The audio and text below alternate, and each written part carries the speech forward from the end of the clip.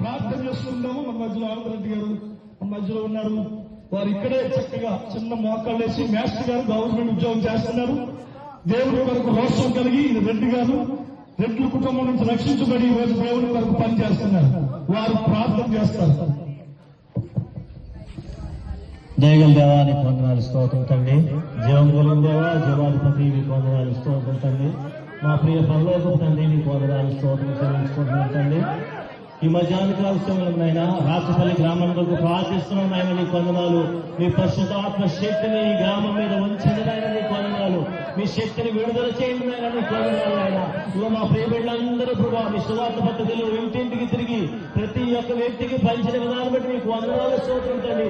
ఎవరైతే మీ మాటను స్వీకరించారో, మీ మాటను గౌరవించడానికి సహాయం చేయాలని నీకు వందనాలు. మీ మాట ద్వారా ఆకర్షించుకోవడానికి, మీ మాట ద్వారా పట్టుబడి స్వామి నీకు వందనాలు. మీ మాట ప్రభావ ప్రతి వ్యక్తిని రక్షించేది, మీ మాట జీవింపజేసేది, మీ మాట బాధలు ఉన్న వారికి నెమ్మది చెందినాయని వందనాలు.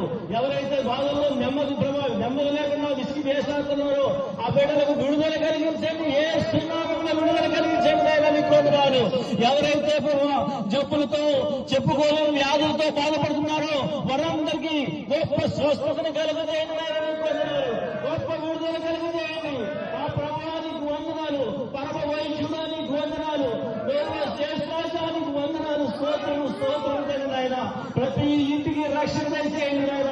ఈ మధ్యాహ్న కాల సమయంలో జక్క ఇంటికి రక్షణ ఇచ్చినట్టుగా ఈ గ్రామంలో ప్రతి ఇంటికి రక్షణ దయచేయండి ఆయన కొందనాలు. ప్రతి వ్యక్తికి రక్షణ దయచేయండి ఆయన నీకు వందనాలు.